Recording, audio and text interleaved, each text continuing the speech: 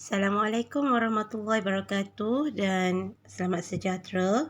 Okey, jadi untuk kita dah masuk kepada kertas penerangan 2 bagi CU04 dan untuk kertas penerangan 2 ni kita dah masuk kepada kerja menservis penyaman udara jenis tingkap. Okey. Okey, yang ni sebenarnya apa yang cikgu nak tunjukkan daripada ni rajah ni sebenarnya adalah yang kamu telah tengok juga pada kertas penerangan yang terdahulu. Jadi kalau kamu tengok dalam rajah tu unit penyaman udara tingkap dia ada dua bahagian, belah dalam bilik dan juga belah luar bilik. Yang mana di sebelah dalam bilik ni adalah di bahagian penyejatan. Okey, dan yang luar bilik tu yang bahagian panas adalah di bahagian pemeluap. Okey.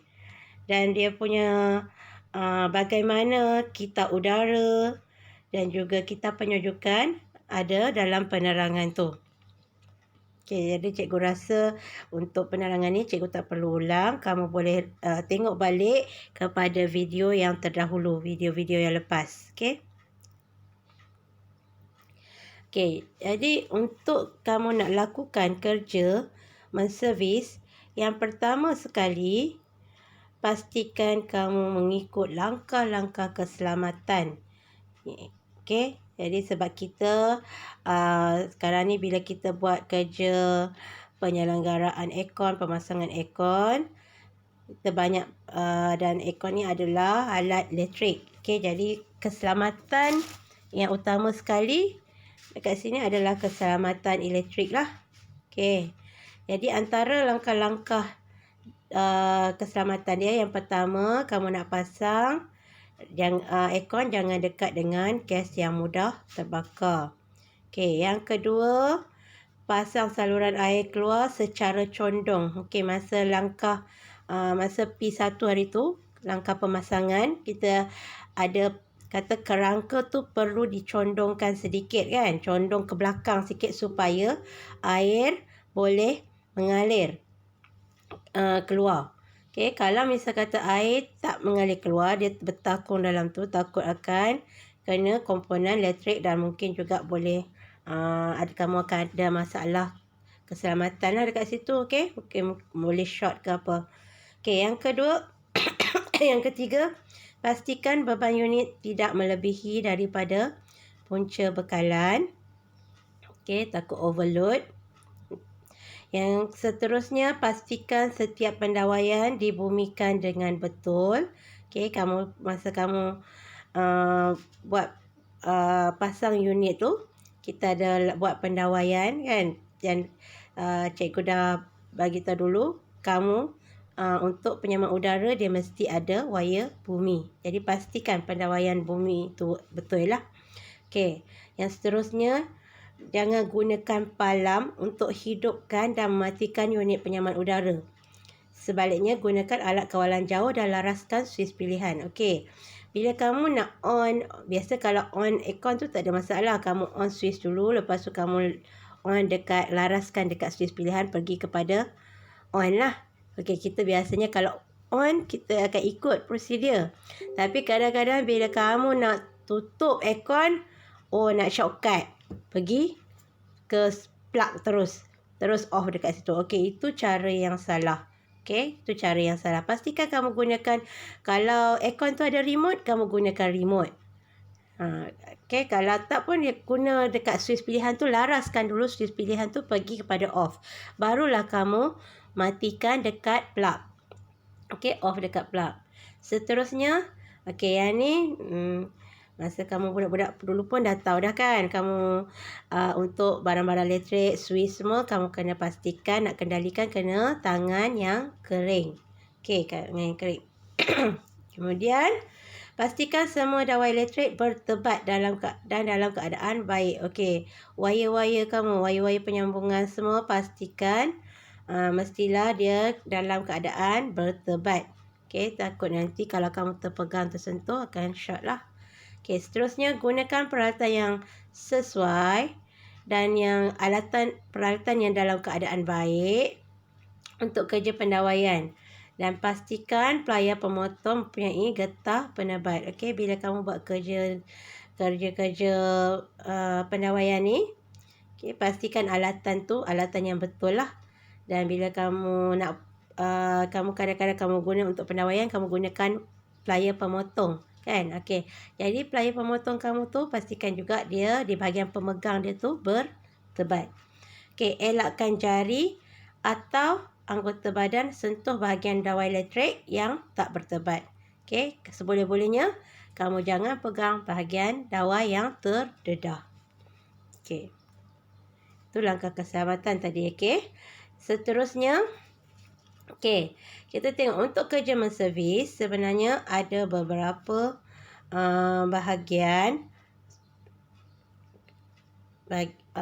beberapa komponen lah yang kamu kena servis, okey. Dan yang pertama adalah air filter ataupun penapis udara yang ada kamu tengok kat bahagian depan unit tu, okey.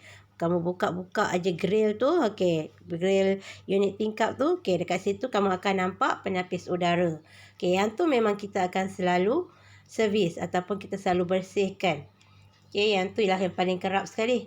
Yang kedua yang kita kena servis adalah drain pipe ataupun pipe air buangan. Okey, bila kamu nak pasang penyamak udara hari tu pun ada dalam langkah tu kamu kena pasang saluran air.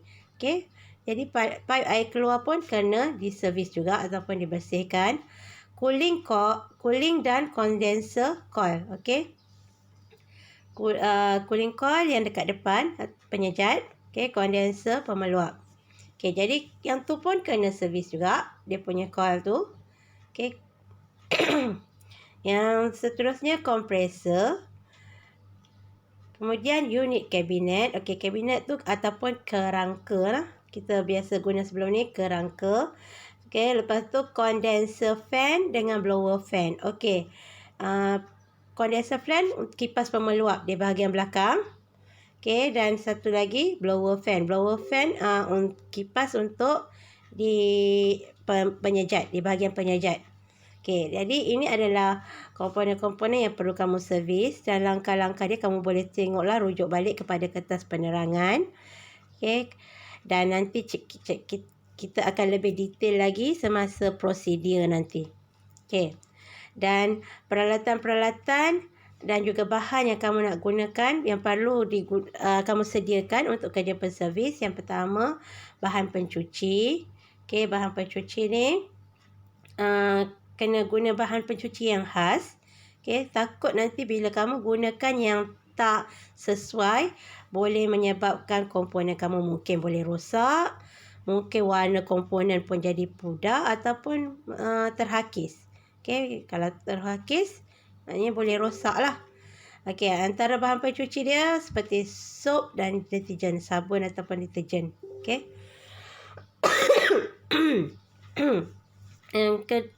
Seterusnya bahan yang kamu perlukan adalah pelincir. Okey, pelincir untuk apa? Pelincir ni untuk kad kipas lah, motor kipas. Okey, dan biasa letak dalam 3 bulan sekali. Okey, jenis pelincir sama ada dia dalam dia oil ataupun grease. Okey, yang tadi tu bahan pencuci dengan pelincir itu adalah bahan. Okey, terus kita tengok alat apa pula yang kamu nak gunakan. Okey, yang pertama mungkin kamu perlukan kain pembersih. Okey, kain pembersih ni untuk lap-lap lah. Dan biasa kita akan gunakan kain jenis cotton. Seterusnya berus pembersih. Okey, ada sesetengah tempat yang kamu perlu menggunakan berus untuk nak tanggalkan kotoran. Okey, dan boleh gunakan berus pembersih ni dari jenis yang paint brush ataupun memang khas untuk condenser brush. Okey. Okey, seterusnya bila kamu buat kerja menservis penyamaan udara unit tingkap, okey, kita perlu ada jadual servis. Okey, jadual servis sebenarnya. Okey, jadual servis ni kita kena plan supaya apa? Okey, yang pertama supaya kita dapat buat kerja tu ikut jadual lah. Ikut jadual. Yang kedua, bila kamu buat kerja ni mungkin perlu ada agihan tugas. Okey, Jadi kalau ada jadual servis ni, kamu dah rancang elok-elok, boleh agih-agihkan tugas. Seterusnya, elakkan pertindihan tugas. Okey, dia lebih kuranglah dengan agihan tugas tadi. Seterusnya untuk untuk mengenal pasti kerja servis yang perlu. Okey, bila kamu ada jadual servis ni, okey, jadi kamu boleh tengok okey, untuk katakan untuk 6 bulan, apa perlu yang benda yang perlu kamu buat. Kalau dah setahun, apa benda yang perlu dibuat? Macam tadi kata untuk kamu nak bagi untuk pelinciran, untuk pelinciran motor tadi 3 bulan sekali. Okey, jadi kita ada jadual, kita boleh plan. Yang seterusnya, kita boleh susun kerja ikut jadual. Okey. Dan yang paling penting sekali, nak bagi kepuasan kepada pengguna. Okey, dekat jadual bawah tu adalah panduan servis. Okey, macam tadi, ada kerja-kerja servis yang perlu dilakukan secara bulanan. Mungkin juga ada yang perlu secara tahunan. Bila bulanan tu maknanya lagi kerap, tahunan tu dia tak perlu kerap sangat kan. Okey, dan juga mungkin juga ada kerja-kerja pemeriksaan saja. Maknanya bukan dia bersihkan apa pun, tapi untuk kita periksa. Okey. Jadi kalau bulanan, benda apa yang kena buat? Benda yang kena kita cuci kerap apa dia? Okey, penuras udara. Penuras udara ni biasanya kita buat bulanan. Apa-apa pun kita tengok tahap mana kekotoran pada penuras udara kamu. Kalau kamu tengok tak sampai sebulan tapi kabut dah lekat banyak, okey, boleh cucilah, jangan tunggu sebulan pula. Okey. Kemudian tahunan. Okey, tahunan apa yang kita kena servis?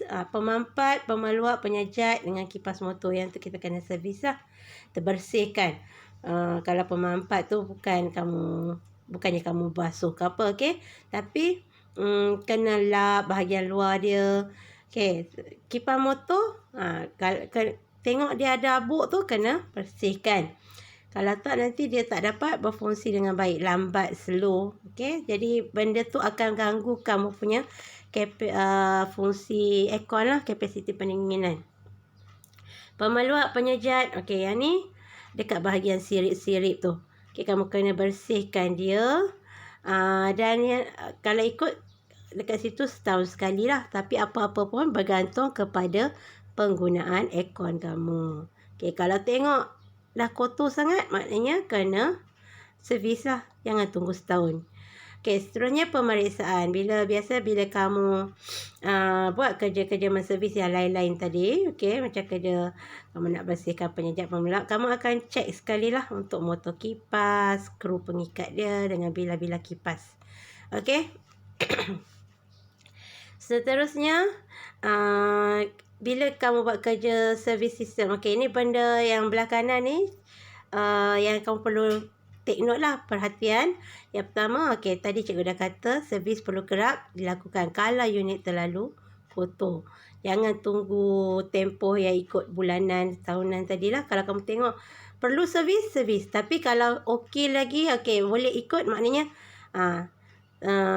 bulanan lah. Macam penuras udara tadi, kamu tengok tak berapa kotor sangat, sebulan sekali kamu boleh cuci. Okey, yang seterusnya, menservis dan menyelenggara sistem penyaman udara, memanjangkan hayat sistem dan membuat keupayaan pendinginan ke tahap yang maksimum. Okey, sebab apa kamu kena servis? Sebab apanya perlu servis? Okey, sama macam motor lah, motor ke kereta ke, kamu kena servis kereta kamu, kena servis motor kamu, walaupun motor dengan kereta kita tak rosak kan, kena servis. Sebab apa? Nak bagi sistem kita tu, kita punya motor, kita punya kereta boleh tahan lama. Okey, boleh tahan lama. Okey, sama macam aircon. Okey, jadi walaupun kamu aircon tu tak rosak, tapi kamu perlu servis. Okey, dan setiap kali penyelenggaraan dibuat, segala data pemeriksaan hendaklah direkodkan ke dalam borang penyelenggaraan. Okey, benda ni kamu boleh tengok daripada kertas penerangan yang cikgu dah lampirkan lah, dan kamu dah tengok sebelum ni. Okey. Okey, jadi itu saja video untuk kali ni, penerangan kali ni. Kalau ada apa-apa masalah yang tak faham, kamu boleh tanya. Sekian, terima kasih.